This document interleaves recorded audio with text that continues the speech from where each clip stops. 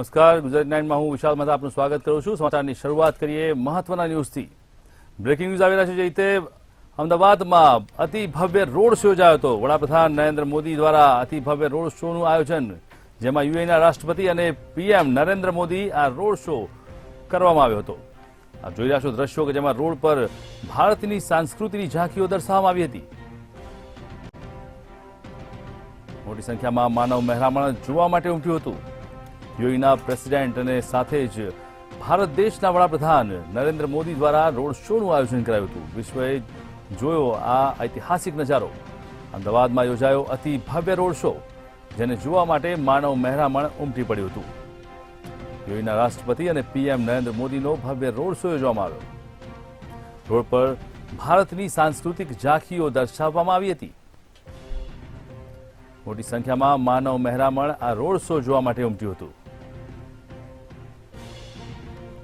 વિશ્વે જોઈ ભારત અને યુએઈની દોસ્તી। અમદાવાદમાં જે રીતે અતિ ભવ્ય રોડ શો યોજાયો હતો, તેની અંદર દેશના વડાપ્રધાન નરેન્દ્ર મોદી અને સાથે જ યુએઈના પ્રેસિડેન્ટ રોડ શોમાં જોડાયા હતા।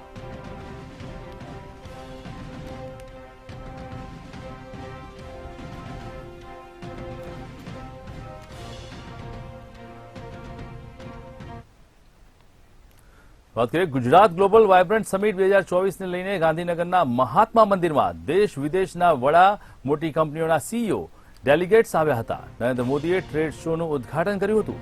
સાથે જ મોઝામ્બિકના રાષ્ટ્રપતિ પણ જોવા માટે ઉમટ્યા હતા। બંને નેતાઓને સાથે ટ્રેડ શોમાં વિવિધ સ્ટોલોની મુલાકાત લીધી। ટ્રેડ શોમાં બુલેટ ટ્રેનનો સ્ટોલ આકર્ષણનું કેન્દ્ર બન્યો હતો। તેમજ જ્યારે મોદી ટ્રેડ શોની મુલાકાત લેવા અંદર ગયા, ત્યારે બહાર આવ્યા ત્યારે જય શ્રીરામના નારા લાગ્યા હતા।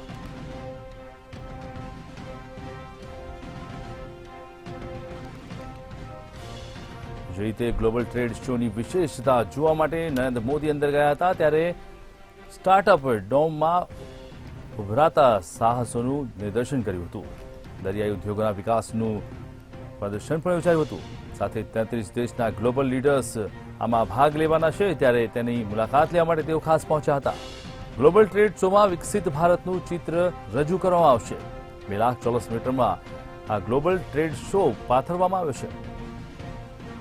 ગ્લોબલ ટ્રેડ શોની અનેક વિશેષતાઓને તેમણે નિહાળી હતી અને સાથે જ જ્યારે નરેન્દ્ર મોદી ગ્લોબલ ટ્રેડ શોને જોઈને ડોમમાંથી બહાર આવ્યા હતા, ત્યારે જય શ્રીરામના નારા લાગ્યા હતા।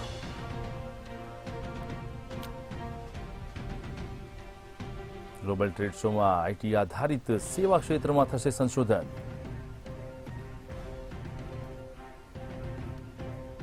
350થી વધુ ઉદ્યોગોના સ્ટોલની કરવામાં આવી છે ફાળવણી। ત્યારે આ ગ્લોબલ ટ્રેડ શોને લઈને તમામ લોકો અહીંયા જોવા માટે ઉમટ્યા હતા। સાથે જ અત્યારે હાલમાં યુએઈના પ્રેસિડેન્ટ નરેન્દ્ર મોદી અને સાથે જ મોઝામ્બિકના પ્રેસિડેન્ટ પણ આજે ઉપસ્થિત રહ્યા હતા। સ્ટાર્ટઅપ ડોમમાં ઉભરાતા સાહસોનું નિદર્શન કરવામાં આવ્યું।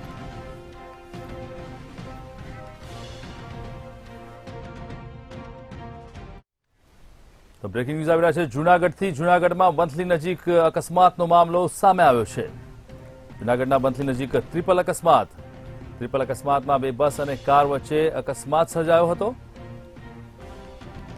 આ અકસ્માતને લઈને વંથલીના દિલાવરનગર નજીક ઘટના બની હોવાનું સામે આવ્યું છે। ગાંધીનગર અમદાવાદની સ્કૂલના પ્રવાસની બસ હતી, જેને આ અકસ્માત નડ્યો હતો। સોમનાથથી પરત ફરતી એ બસને અકસ્માત નડ્યો અને તેમાં અનેક લોકોને ઈજા થઈ હોવાનું સામે આવ્યું છે। અકસ્માતમાં 15થી વધુ વિદ્યાર્થીઓ ઈજાગ્રસ્ત થયા છે। ઘટનાને પગલે 108ની ટીમો તાત્કાલિક ઘટના સ્થળે પહોંચી હતી। પોલીસનો કાફલો પણ ઘટના સ્થળે દોડી આવ્યો હતો અને સાથે જ ઘાયલ થયેલા લોકોને તાત્કાલિક સારવાર માટે હોસ્પિટલમાં ખસેડવામાં આવ્યા હતા। ગંભીર રીતે ઇજાગ્રસ્તને જૂનાગઢની રેફરલ હોસ્પિટલમાં ટ્રાન્સફર કર્યા છે। 2 બસ અને કાર વચ્ચે અકસ્માત સર્જાયો, જેને લઈને 15થી વધારે લોકો ઘાયલ થયા હોવાની માહિતી સામે આવી છે। જૂનાગઢના વંથલી નજીક ટ્રિપલ અકસ્માતનો મામલો કે જ્યાં 2 બસ અને 1 કાર વચ્ચે અકસ્માત સર્જાયો છે।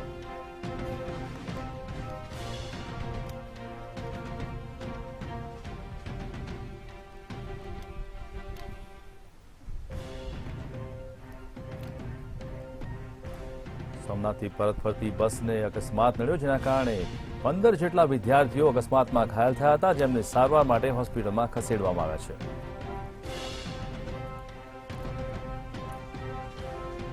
ઘટનાને પગલે 108ની ટીમ તાત્કાલિક ઘટના સ્થળે પહોંચી ગઈ હતી અને ઇજાગ્રસ્તોને હોસ્પિટલમાં મોકલવા માટેની કવાયત શરૂ કરાઈ હતી. ખાસ કરીને જે લોકો અતિ ગંભીર હતા તેમને રેફરલ હોસ્પિટલમાં દાખલ કરવામાં આવ્યા છે. જૂનાગઢની હોસ્પિટલમાં તેમને રિફર કરાયા અને તેમની સારવાર તાત્કાલિક શરૂ કરવામાં આવી છે.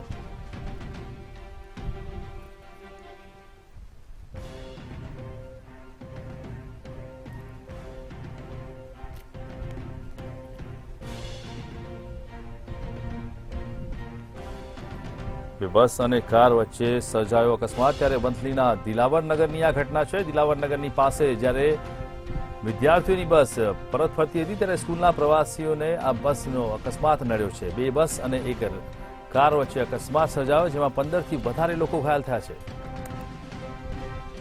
અકસ્માતમાં વધુ ગંભીર થયેલા લોકોને જૂનાગઢની હોસ્પિટલમાં રિફર કરવામાં આવ્યા હતા. તો સાથે જ જે રીતે અકસ્માતમાં ઘાયલ થયા હતા લોકો, તેમને તાત્કાલિક હોસ્પિટલમાં પહોંચાડવા માટે 108 ઘટના સ્થળે પહોંચી હતી અને સાથે જ વિદ્યાર્થીઓને પ્રાઇમરી સારવાર આપી અને હોસ્પિટલમાં દાખલ કરાયા હતા.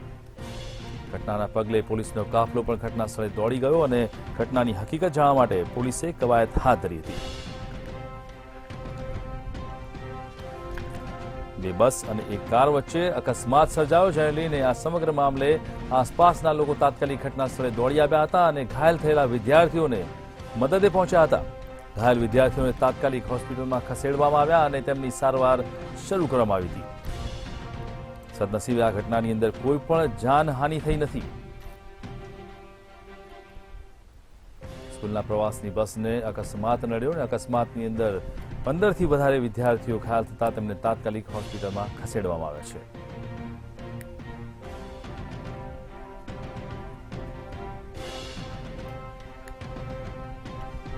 અકસ્માતમાં 15થી વધારે વિદ્યાર્થીઓ ઇજાગ્રસ્ત થયા હોવાનો મામલો સામે આવ્યો છે. સાથે જ ઘટનાને પગલે 108ની ટીમ દ્વારા ઘાયલ થયેલા લોકોને અલગ અલગ હોસ્પિટલમાં રિફર કરવામાં આવ્યા હતા. જે લોકો વધારે ગંભીર હતા તે લોકોને જૂનાગઢની અલગ અલગ હોસ્પિટલમાં દાખલ કરાયા છે. આમ જોઈ રહ્યા છો દ્રશ્યો કે જે અકસ્માતની અંદર બસ સાથે કારની ટક્કર થતા કારનો કૂચો નીકળી ગયો હતો.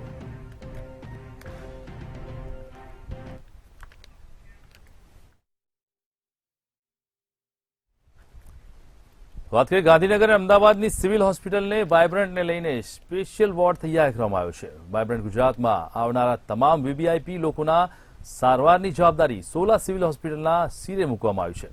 વિદેશથી તમામ ડેલિગેટ્સના આરોગ્યની સંપૂર્ણ જવાબદારી ગુજરાતના આરોગ્ય મંત્રી ઋષિકેશ પટેલને સોંપાઈ છે.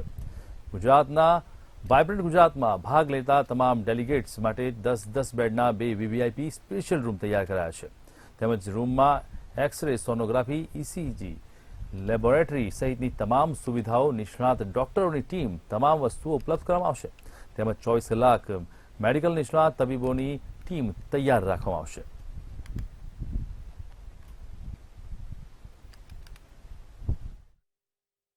મુખ્ય આરોગ્ય સચિવ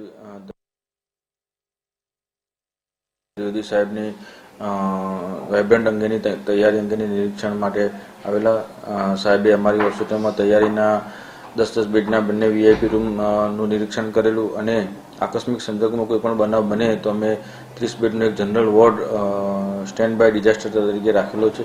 તેની પણ મુલાકાત સાહેબે કરેલી.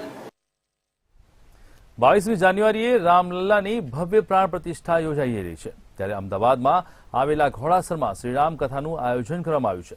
ઘોડાસરમાં સ્વામી શ્રી રામભદ્રાચાર્ય મહારાજ છેલ્લા 4 દિવસથી શ્રી રાઘવ સેવા સમિતિ દ્વારા આયોજિત રામકથામાં પધાર્યા છે. સ્વામીના સ્વમુખે શ્રી રામકથાનું લોકો આનંદ માણશે. રામભદ્રાચાર્યજી મહારાજનો જન્મદિવસ અને રામલલ્લાને બિરાજમાન થવું બંને એક જ દિવસમાં મહિમાથી સંપન્ન થયું છે. તેના લીધે અદ્ભુત સંયોગ પણ યોજાયો છે.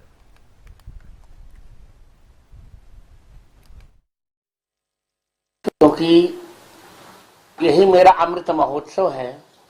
75वां वर्ष में 14 जनवरी को प्रारंभ करूंगा. तो इसी समय रामलला हमारे गर्भगृह में प्रवेश करेंगे. तो अमृत महोत्सव तो मेरे लिए है ही है, और इससे बड़ा मेरे जीवन में अब सुखद का क्षण होगा मुझे तो वही लग रहा है जो 14 वर्ष के वनवास के पश्चात राम जी के अयोध्या लौटने पर अयोध्या वासियों के मन में हुआ था, जो वशिष्ठ जी के मन में हुआ था, वही भावना मेरे मन में हुई कि भी जगत गुरु ने तो पता लगा कि राम मंदिर में जगत गुरु महाराज ने, रामभद्राचार्य जी महाराज ने 441 साक्ष्य दिए थे, जिसमें कि माननीय कोर्ट ने 437 साक्ष्य को सही पाया था, और चार साक्ष्य जो थे बाद में उनको भी सही कहा। उन्होंने, महाराज जी ने बताया कि भाई हमारा राम मंदिर सरयू से इतनी दूर है, ये सब जानकारी, तो हमारा उनके प्रति एक प्रेम ऐसा कि भाई किसी तरह से एक बार इनकी कथा को हम पूरा श्रवण करें। हमारा सभी अहमदाबाद वासियों का, कर्णावती वासियों का सौभाग्य है कि महाराज जी हमारी प्रार्थना सुन के यहाँ पे आए और सबको 2 तारीख से 10 तारीख तक, अभी आने वाली 10 तारीख तक राम कथा का श्रवण कराएंगे। સ્ટેચ્યુ ઓફ યુનિટી એકતાનગર ખાતે આંતરરાષ્ટ્રીય પતંગ મહોત્સવનો શુભારંભ થયો છે। આ પતંગ મહોત્સવનો શુભારંભ જિલ્લા કલેક્ટર અને વિકાસ અધિકારી અંકિત પન્નુની ઉપસ્થિતિમાં કરવામાં આવ્યો છે। દેડિયાપાડાના યુવાનો દ્વારા પારંપરિક નૃત્યનું આયોજન કરવામાં આવ્યું હતું। પતંગ મહોત્સવમાં ભારતના 17 અને 34 વિદેશીઓએ મળીને કુલ 51 પતંગબાજો આ મહોત્સવમાં જોડાયા હતા।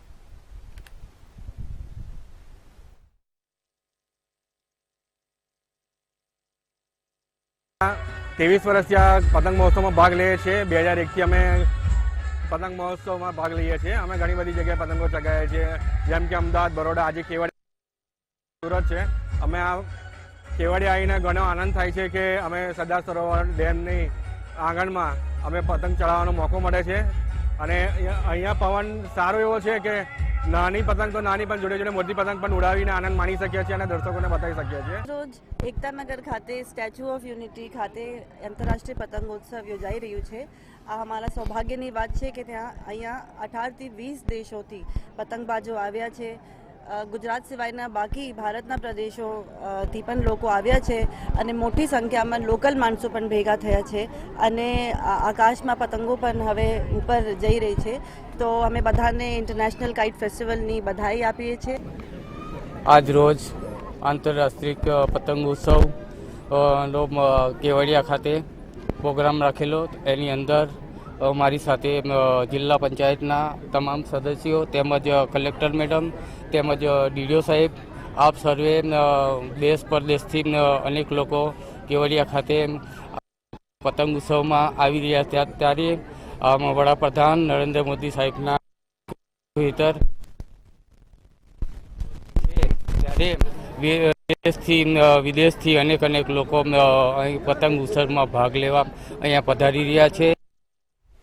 ઉત્તરાયણ પર્વને એક સપ્તાહનો સમય રહ્યો છે, પણ પતંગબાજમાં તેજીનો માહોલ જોવા મળ્યો છે। પતંગ બજારની અંદર મહેસાણા શહેરના પતંગ બજારમાં દોરી ઘસીને પાવી આપનાર વેપારી સાથે થોડા ઘણા અંશે તેજી જોવા મળી છે, પરંતુ પતંગ બજારમાં તમામ દુકાનો ઉપર કાગડા ઉડી રહ્યા છે। પતંગના ભાવમાં 20 થી 30% વધારો થતો હોવાથી પતંગ બજારમાં મંદી જોવા મળી રહી છે। આ કારણે ઉત્તરાયણના પતંગ પેચ પર્વને લઈને પતંગ રસિયાઓ ઉત્સાહ ઓછો જોવા મળી રહ્યો છે। ઉત્તરાયણ પર્વ નજીક આવતા પતંગ અને દોરી બજારમાં તેજીની આશા સેવાઈ રહી છે। डोरी का, और डोरी की एक नंबर बनती है यहाँ। मैं बरेली से आता हूँ, ठीक है। स्पेशली मैं 6-7 साल से यहाँ आता हूँ, ठीक है। डोरी एक नंबर बनेगी और डोरी की बढ़िया बनेगी, ठीक है। अब मेरे कैसे आप बनाते कैसे हो? ये इसमें कांच लगता है, भात लगता है, कलर डलता है और कुछ केमिकल होते हैं वो डलते हैं। રશિયામાં તો હજી એનું એ જ છે અને વધારો થઈ જ જાય છે, પણ ભાવતાલના હિસાબે વધી ગયો છે ભાવ। અને જે આગાહી છે 3 દિવસની, જો કે કાલે મુવમેન્ટ સારું હતું રવિવારે ઘરાકીનું, પણ હજી 3 દાડાની આગાહી છે, એના હિસાબે થોડી બીક લાગી રહી છે। અને જો કે તેજી તો આવશે જ 100%, પણ આ તો કેવું કહેવાય, વરસાદ પડે તો કંઈ કહેવાય નહીં। કોઈ કહે છે 14મી તારીખે આગાહી છે, કોઈ કે 15 તારીખે બી આગાહી છે।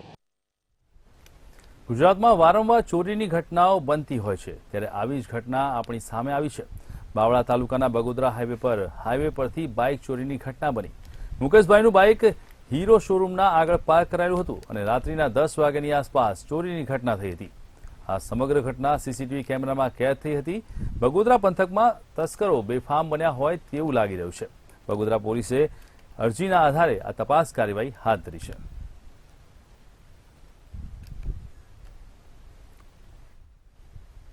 વાત કરીએ સુરતની. સુરત ક્રાઇમ બ્રાન્ચને આંતરરાજ્ય ઘરફોડ ચોરી કરતી ટોળકીને ઝડપી પાડવા સફળતા મળી છે.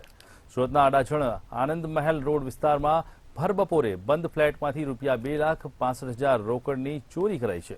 આ મામલે સુરત પોલીસે ફરિયાદ નોંધી કાર્યવાહી હાથ ધરી હતી. ત્યારે સુરત ક્રાઇમ બ્રાન્ચે દિલ્હી અને હરિયાણા રોહતકથી આ ગેંગના 3 સાગરીતોને ઝડપી પાડ્યા છે. હ્યુમન સોર્સિસ તથા ટેકનિકલ સર્વેલન્સના આધારે એક સ્પષ્ટ અને ચોક્કસ બાતમી મળે છે કે દિલ્હી ખાતે રહેતી એક ગજ્જર ગેંગ જે આખા ભારતની અંદર અલગ અલગ રાજ્યોમાં પકડાઈ ચૂકેલી છે અને આની અંદર આનું ઇન્વોલ્વમેન્ટ આવે છે. એના વેરેબાઉટ્સ બાબતે તપાસ કરવામાં આવે છે.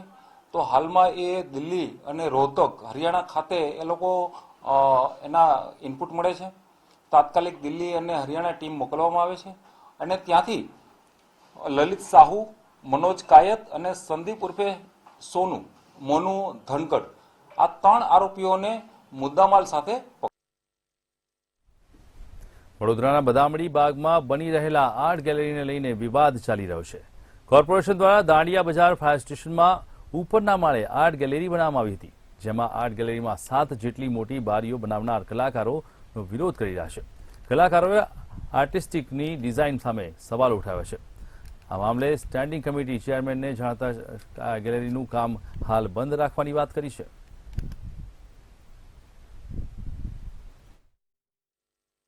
Art gallery first of all તો એક એવું ઇન્ફ્રાસ્ટ્રક્ચર છે જે અનેક વર્ષો સુધી અને વિશ્વવિખ્યાત લોકો, કારણ કે બરોડામાં આર્ટિસ્ટો વિશ્વવિખ્યાત આર્ટિસ્ટો હોય છે, તો વિશ્વના શ્રેષ્ઠ લોકો જ્યારે આ ગેલેરીઝ વિઝિટ કરવાના હોય એ રીતનું ગેલેરીનું ઇન્ફ્રાસ્ટ્રક્ચર બનાવવું જોઈએ અને એવું એક્ઝિબિશન થાય તે આઈડિયાથી બનવો જોઈએ. ત્યારે ફક્ત આર્ટિસ્ટોનો નહીં પણ વિશ્વના શ્રેષ્ઠ આર્કિટેક્ટ્સનો બી અભિપ્રાય લેવો જોઈએ. આર્કિટેક્ચરલ બી કોમ્પિટિશન થઈ અને એનામાંથી સિલેક્શન થવું જોઈએ. જસ્ટ નેમ્સ એક ફાયર સ્ટેશનની ઉપર એક ગેલેરી બનાવીને આર્ટિસ્ટને ખુશ કરવાની જે વાત છે, આ આઈડિયા જ આખો ખોટો છે. ગેલેરી અને જે આર્ટિસ્ટ લોકો છે એ લોકોની રજૂઆત છે કે નેચરલ લાઇટ આર્ટ ગેલેરીમાં ના આવી જોઈએ. આથી અધિકારીઓને સાઇટ વિઝિટ કરાવી છે, આર્કિટેક્ટને બોલાવ્યા છે, ટેકનિકલ બાબતોનો અભ્યાસ કરી અને આર્ટિસ્ટનો સંતોષ થાય એ મુજબની કામગીરી આગામી દિવસોમાં કરવામાં આવશે. હાલ પૂરતું એનું બાંધકામ બંધ કરવાના આદેશ આપી દેવામાં. સંસ્કારી નગરી કહેવાતી કલા નગરીમાં વડોદરામાં કલાકારો માટે આર્ટ ગેલેરી નથી. કલાકારો પોતાની કલા ગાંધીનગર ગૃહ એટલે ગાંધીજીની પ્રતિમાના ફૂટપાથ પર બતાવી રહ્યા છે, સુસાગરના કિનારે બતાવી રહ્યા છે. ત્યારે સ્માર્ટ સિટી માટે આ ખૂબ જ શરમજનક બાબત કહેવાય ને. હાલ જે આર્ટ ગેલેરી બની રહી છે તે પણ વિવાદમાં છે, કારણ કે આ 7મી અજાયબી કહેવાય. કારણ કે કોઈ દિવસ આર્ટ ગેલેરીમાં બહારી ના હોય તેવું કલાકારોનું કહેવું છે ને આ બાબતે આપણી સાથે વાત કરવા કલાકારો હાજર છે. આપણે કલાકારને પૂછીશું, શું કહો છો? તમારી લડત રંગ લાવી આર્ટ ગેલેરી બની રહી છે, પણ આર્ટ ગેલેરીની ડિઝાઇનમાં વિવાદ છે. શું છે વિવાદ અને શું છે સમગ્ર વિગત? મોડે મોડે આર્ટ ગેલેરી તો આપી આ કલાનગરીને, પણ જે આર્ટ ગેલેરી આપી એમાં 7 બારીઓ આપી, જે કલાકારોને તદ્દન તકલીફ પડે એવી વાત છે કે જ્યાં પેઇન્ટિંગ, ફોટોગ્રાફ હેંગ કરવાના હોય ત્યારે કેટલી તકલીફ પડે. અને એવા વિદ્વાન એન્જિનિયરો તથા આર્કિટેક્ટ જે વડોદરા શહેરના છે જે આપણને આર્ટ ગેલેરી આપી રહ્યા છે, એમાં બારી સાથે આપી રહ્યા છે. હું આવા ભણેલા અભણ અધિકારીઓને કહીશ કે પહેલા તમે અમદાવાદ, ગાંધીનગર, જામનગર, સુરત જેવી અને બહારની એવી આર્ટ ગેલેરીઓને તમે જાઓ, ત્યાંની બધી કેવી રીતની આર્ટ ગેલેરીઓ બનાવી છે અને તમે જુઓ. કેમેરામેન કેતન સિંધે સાથે Nilesh Brahmbhatt, Mantavya news, Vadodara. Vadodara western railway Mazdoor Sangh સાથે સંકળાયેલા રેલવે કર્મચારીઓએ વિરોધ પ્રદર્શન શરૂ કર્યું છે. નવી પેન્શન નીતિનો રેલવે મજદૂર સંઘ દ્વારા વિરોધ કરાયો છે. પ્રતાપનગર DRM ઓફિસ ખાતે ધરણા પ્રદર્શન કરવામાં આવ્યા હતા. નેશનલ ફેડરેશન ઓફ ઇન્ડિયન રેલવેના આહવાનથી દેશવ્યાપી પ્રદર્શનના ભાગરૂપે વડોદરા ખાતે રેલવે કર્મચારીઓના ધરણા પ્રદર્શન કરાયું હતું.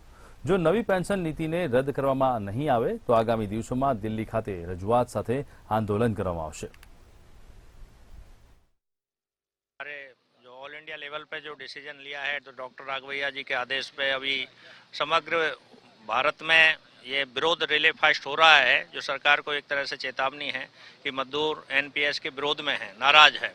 तो ये मानना चाहिए और बहुत से स्टेट गवर्नमेंटों ने माना भी है। अभी 2 दिन पहले महाराष्ट्र गवर्नमेंट ने भी ये डिक्लेयर किया है कि एनपीएस हट के ओल्ड पेंशन स्कीम आएगी, तो सरकार को ये मानना चाहिए। और अगर इस पे नहीं मानेंगे तो जिस प्रकार से हमने अभी गए महीने ही सीक्रेट बैलेट लिया है, स्ट्राइक पे लोगों से पूछा है कि आप लोग क्या हड़ताल के लिए तैयार है, तो 98% कर्मचारी हड़ताल के लिए तैयार। 2004 પછી જે પણ કર્મચારીઓ રેલવે સેવા અને સેન્ટ્રલ ગવર્મેન્ટ એમ્પ્લોઈઝની સેવાઓ, સ્ટેટ ગવર્મેન્ટ એમ્પ્લોઈઝની સેવાઓમાં જોડાયા, એમને નવી પેન્શન નીતિમાં આવરી લેવામાં આવ્યા।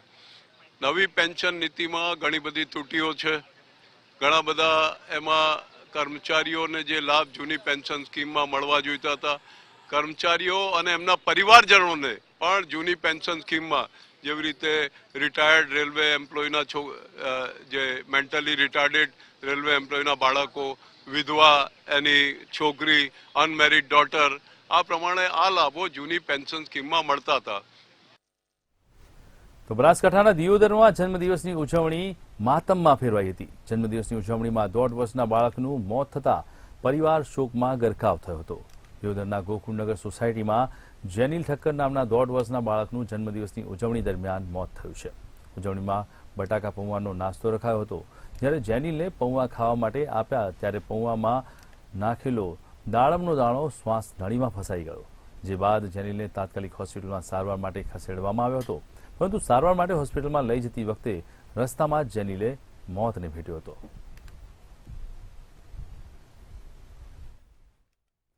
તો જે રીતે જન્મદિવસની ઉજવણીના દિવસે માસૂમ બાળકનું મોત થયું। પૌવા ખાવા માટે જેનિલને આપવામાં આવ્યા ત્યારે દાડમનો દાણો જેનિલના ગળામાં શ્વાસ નળીમાં ફસાઈ ગયો અને જ્યારે તેને હોસ્પિટલમાં લઈ જવામાં આવતા હતા તે પહેલા જ તેણે મોત થયું હતું। બનાસકાંઠામાં દિયોદરમાં ખૂબ જ દુઃખદ ઘટનાએ આકાર લીધો છે, જેમાં એક બાળકના જન્મદિવસે જ તેનું મોત થઈ ગયું।